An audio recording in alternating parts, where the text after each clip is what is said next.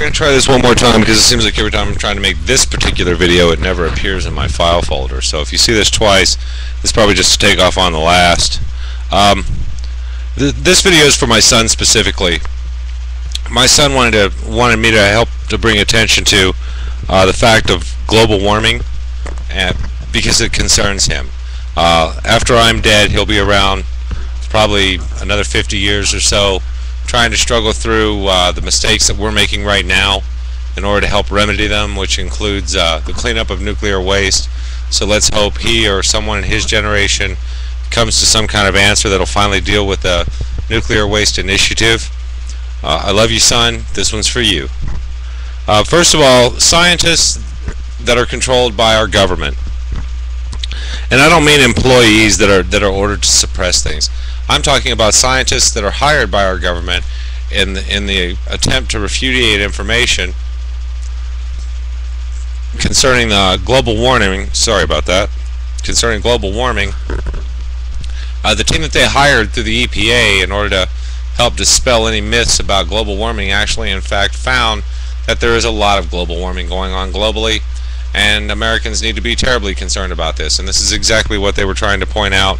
They'd actually given all of their information over to the Environmental Protection Agency and had talked with them somewhat about what was really happening. And once the White House had reviewed the information and decided that this information could prove to be damaging, this information was ordered repressed and removed. And not only did they order it repressed and removed, they went so far as to sue the Environmental Protection Agency to remove all information, even under the Freedom of Information Act, even though the taxpayer paid for it, from their databases, from the internet, from their HTMLs. And fortunately there were some rather astute people who may very well have seen this coming, who downloaded all of this information, retained this information, kept the website or created websites concerning this information, and have pushed it all over the world. Because the fact of the matter is you might be able to control the databases here in the United States, but you can't control the global market, and sometimes I'm sure that just upsets you. EPA's disinterest in the whole thing, they wiped their hands clean of it. They said, fine, you want us to remove it, we'll remove it, and they did just that. Now the other point, and I brought this up in a previous video, if anyone's watching this one, you're going to find out I have a lot of videos. I don't hate my country. I'm really beginning to resent my government because they're using repressive tactics and scare tactics in order to scare the crap out of us, and it's working because a lot of Americans are just terrified right now. Even the press, they actually in fact know what's going on, and they're scared to death because anytime someone does something against the grain, they generally tend to disappear like a thin waft of dust, and they don't want it to happen to them, and I can't say as I blame them, even though these are un-American activities, and I'm not endorsing or condoning any of this behavior in any way, shape, or form. I think it's horrifying. The next point is they were disinterested. Let's see, stand down from the system. This comes back to that no confidence vote initiative that I'm trying to get kicked in, because the fact of the matter is, if we stand down from the government, we can bring this government to its knees by merely not doing anything. We can, and whether or not that sounds like a good plan for you, the fact of the matter is if America decides, and I'm talking by a populist majority, say 60% of us all walk out, that's yeah, almost 2/3. Because if we go 63%, if 60% of Americans walk out on this country, stop showing up for work, stop doing deliveries, routes, and drives, the government has no choice but to sit down with the people and re-examine the Constitution of the United States of America, because they can't force you to work at gunpoint. It's just a fact.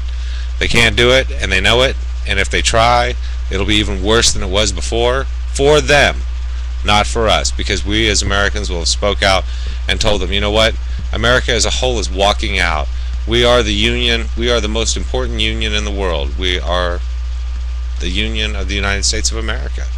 So there's no union that preempts this.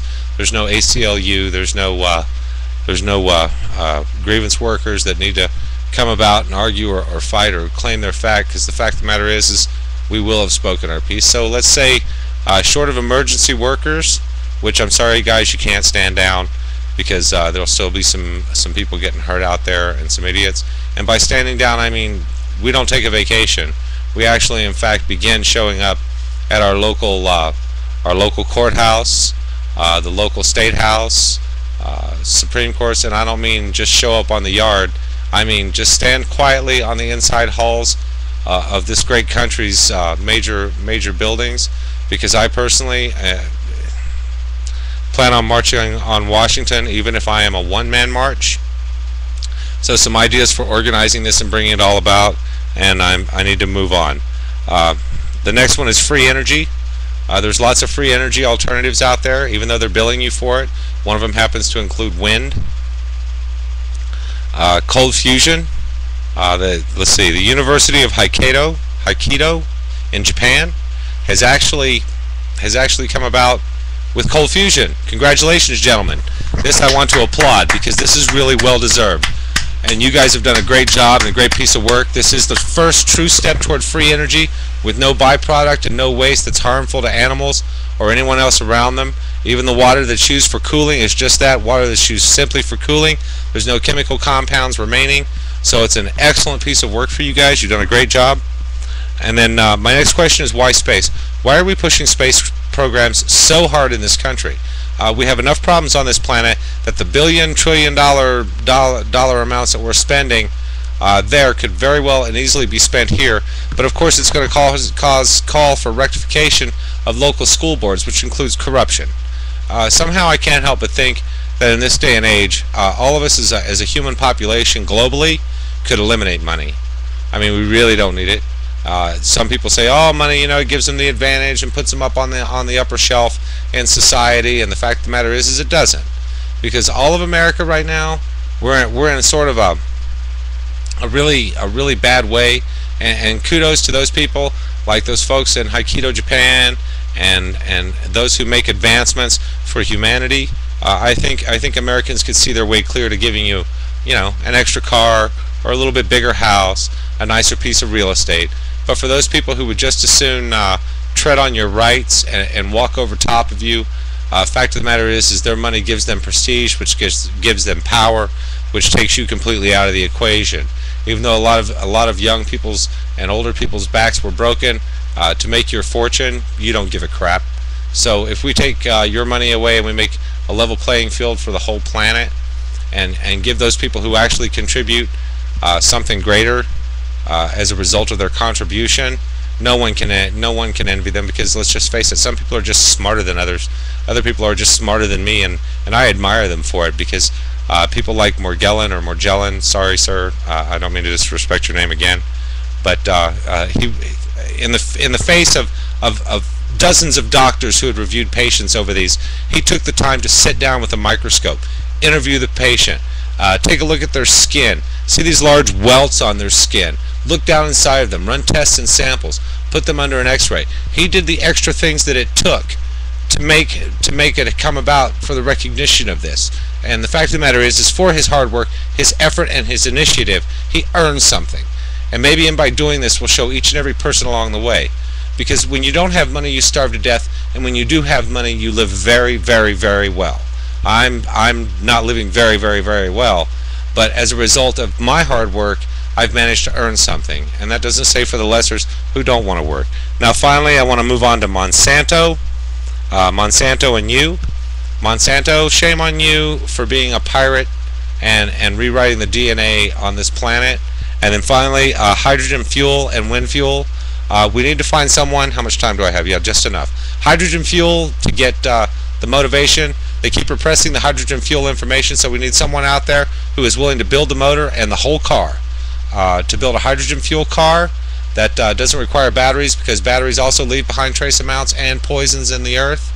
So you can imagine what's going to happen when these people get their hands on a hydrogen fuels or a battery fuel cell, and they need to replace their batteries. It's the same thing's going to happen with car batteries. They set them over there in the dirt, they sit over there in the dirt, and they poison the earth, and the next thing you know, no one wants to touch that piece of earth. And then finally, wind energy. Congratulations, gentlemen.